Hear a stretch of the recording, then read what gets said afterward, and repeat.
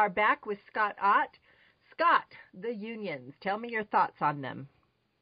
Well, first of all, and this may sound counterintuitive for somebody who's a conservative Republican, right-winger, but I think that people in the United States of America should have the freedom to voluntarily associate for whatever legal purpose they wish to do so. And if that legal purpose is to bargain with their employer for better working conditions or higher pay or whatever it is, they should voluntarily be allowed to do that.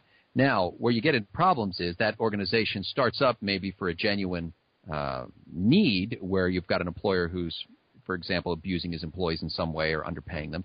And then, little by little, the union becomes a big business in its own right, with its own high-paid executives who see the union members as part of their, keeping their gravy train going. And then they begin to require people who work at those companies to belong to the union. And so all of a sudden you're back into bondage. It's no longer a free association of men and women who desire to do this voluntarily, but it's a requirement of employment. And that's where you get into problems. And by the way, even Franklin Roosevelt was against public sector unions. So there's a difference between private sector unions and public sector unions. When you're negotiating with a private union, it's the workers negotiating with management or ownership essentially. But when you're in a public sector union, you're negotiating against the public. You went in there you went in there to serve the public, and all of a sudden the public is on the other side of the table, and they're your enemy. And the unions have made the American people their enemy. It's a fundamentally flawed model. Now, saying that, let me say that I know a lot of people who are members of unions who don't necessarily buy into what all the union bosses are doing. Many, of course, are in this little scheme where they have to be members of unions, so it wasn't really their free choice. And many others say, you know what, I got a good job, I like it, I'm glad I'm still working here, I don't want to make waves, and I certainly don't want to tick off the union boss. So there are a lot of great people who are working in unionized workplaces, even public sector unionized workplaces. So I don't like to paint with a broad brush and condemn them all. Usually it's the bosses who, and again, what is this again? It gets back to big business in bed with government. But in this case, the big business is the big union. And they are in bed with the federal government. Yes.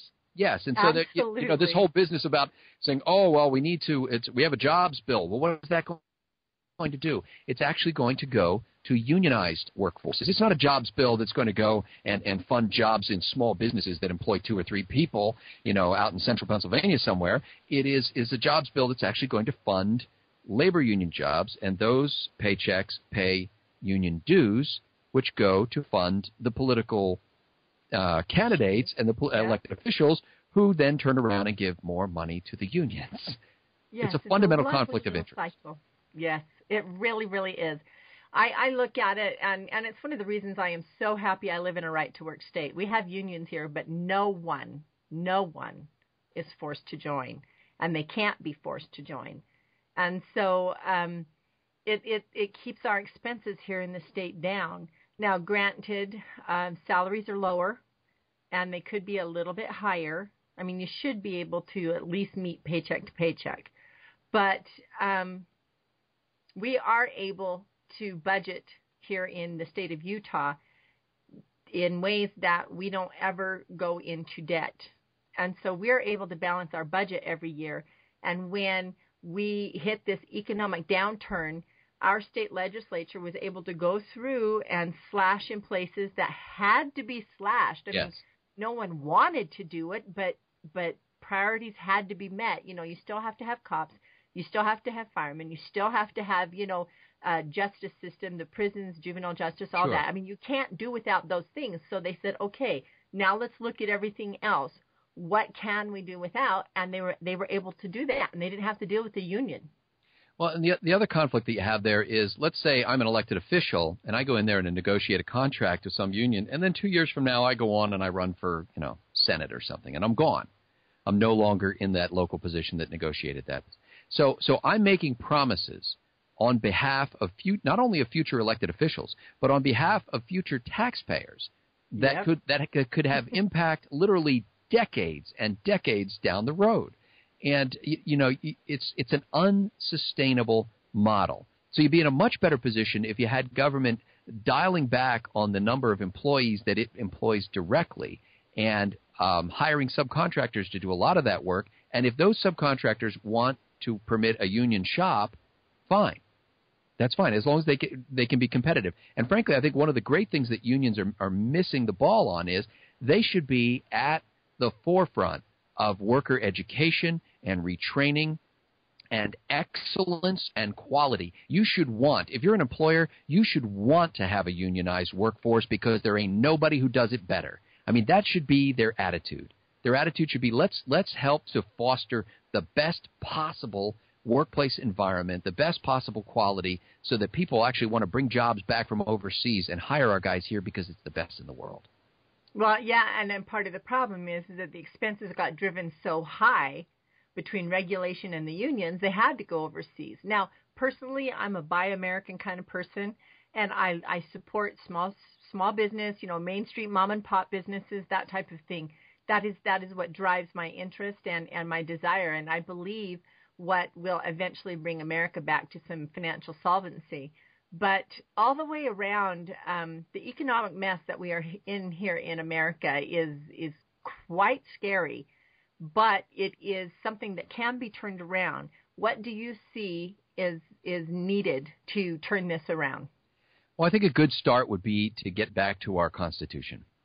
We got off. It's interesting. On one of the episodes of Freedom's Charter on PJTV, this show about the Constitution we were talking about, we talk about how the Constitution actually was born out of a desire by George Washington, George Mason, and James Madison, among others, to give the Continental Congress the power to regulate commerce. Because the problem at that point was you had 13 states that were operating as independent nations. They had their own currencies. They had their own rules about crossing borders and tariffs that you had to pay. And it was a mess. And river navigation was a constant battle. And so their whole idea was, hey, we need to make commerce regular. That's what regulate commerce meant. Make it regular. Make it easy. Free up businesses so that they can easily trade across state lines. Somehow, in the 1930s and 40s, that thing got turned around to say regulate commerce means to limit the freedom of businesses, to control businesses, to make business more difficult to conduct. And there was a great case in 1942 called Wickard versus Filburn. I was just going to bring that up. You know Go that ahead. one? Yeah. Yes, I do. In fact, it just came up on an episode of Trifecta on PJTV.com again this week because Roscoe Filburn was a wheat farmer, and the county got upset with him because he was growing more than his allocation of wheat under the federal government's price control system. They were trying to control the price of wheat because he was growing extra wheat so he could feed his own chickens. And they said, oh, you can't do that. You're exceeding your quota. And so he fought it, went all the way to the Supreme Court, and the Supreme Court essentially ruled that the government can control commerce even on the things that he does not buy. And the Obama administration has used that as the one of the primary precedents to justify the individual mandate for health insurance at the federal level. So they're saying, look, we can regulate the Congress can regulate commerce for things even when you're not in the stream of commerce. We can compel you to enter the stream of commerce. Yes, absolutely.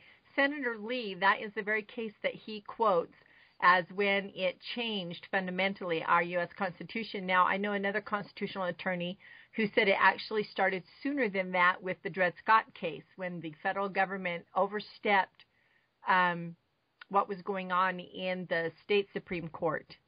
Yeah, and there were a lot of steps along the way, but I think that guy leaves when he says that Wickard versus Filburn, that was a key turning point, because essentially at that point, when you say that the federal government is allowed to control commerce, even the commerce in which you do not engage, then that is a completely untrammeled control of everything. There's nothing that the federal government can't control if you follow the logical progression of that.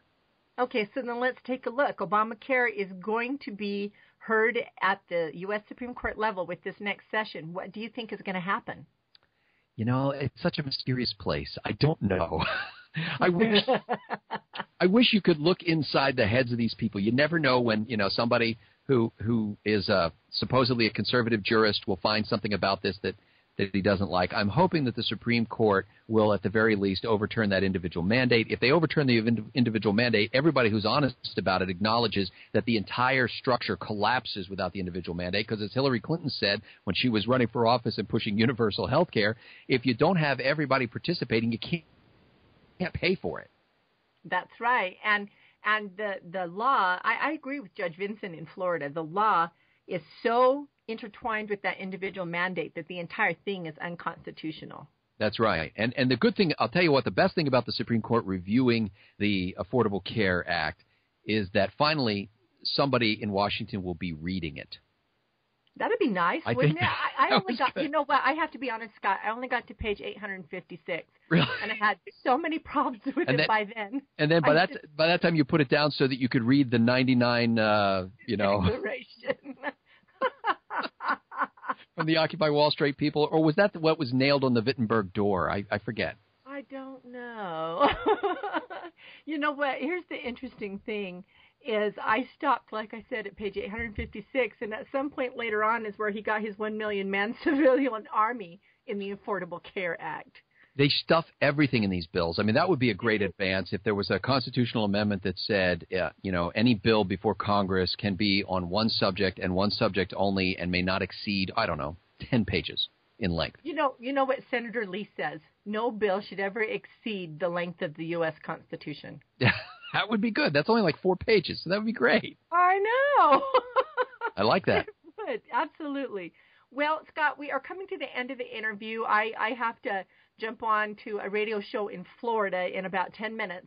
So tell me once again about your 3 shows you've got going on PJTV, what they're briefly about again, and how people can watch them. Well, I'll start with how you can watch them. If you go to, they're all at pjtv.com. Some are easier to find than others. Freedom's Charter, about the U.S. Constitution and how we got our Constitution. It's a series of like 3 to 5 minute videos about that. And that is at pjtv.com/Freedom's Charter. pjtv.com/Freedom's Charter. Trifecta, which is a 4 times a week news, information, commentary, and humor show with me and Steve Green and Bill Whittle. That's at pjtv.com/Trifecta. And now PJ Newsbreak is a little tougher to find, and I've actually started archiving them at YouTube because we post everyone on YouTube and then on the PJTV Facebook page, which I encourage you to join the other 84,000 fans of that. But you can go to youtube.com/Scrappleface, SCRAPPLE face, Scrappleface, youtube.com/Scrappleface. Wonderful. Scott, thank you for taking the time out of your obviously insanely busy schedule and visiting with us on Turning the Tide. I wish you the best of luck with your shows, and I encourage everyone to watch them.